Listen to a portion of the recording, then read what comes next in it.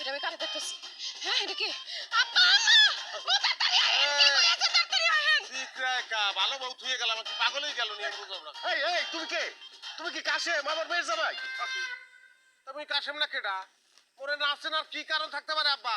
মোর কি শিরিং জ্বালাইছে মাথায় না মুই জিন না ভূত কি? এই গলার আওয়াজ তো কাশেমের মতোই লাগে। কাশেমের তো সৌদি থাকার কথা, বাংলাদেশে আসলো কেমনে? অবশ্য জিন পরীরা মাঝে মাঝে মানুষের বেশ ধরে মানুষের বাড়িতে আসে, এইরকম গল্প আমি শুনছি। আমি অবশ্যই আমি কাশেম আমার নাচতে তুই চেনো না আমার চেনো না তুই আমার চিনতে পারো না? ও আমি চিনতে পারছি তো।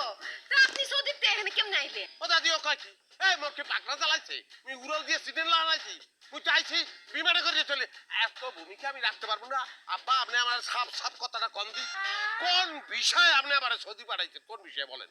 কেন? সুপার শপের বিষয়। হ্যাঁ সুপার শপের বিষয় আপনি পাঠাইছেন আমারে।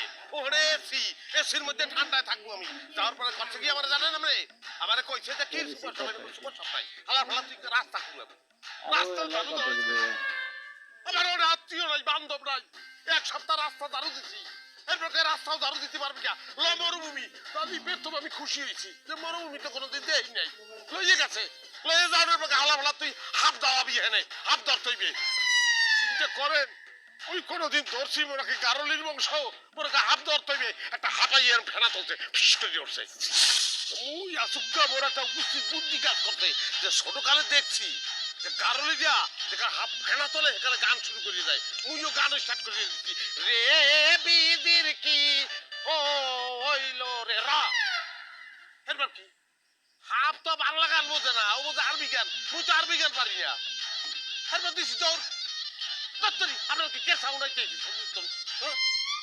আমরা কি মানে কাহিনীটা কি কি কারণে এগুলো ঘটলো? আচ্ছা এই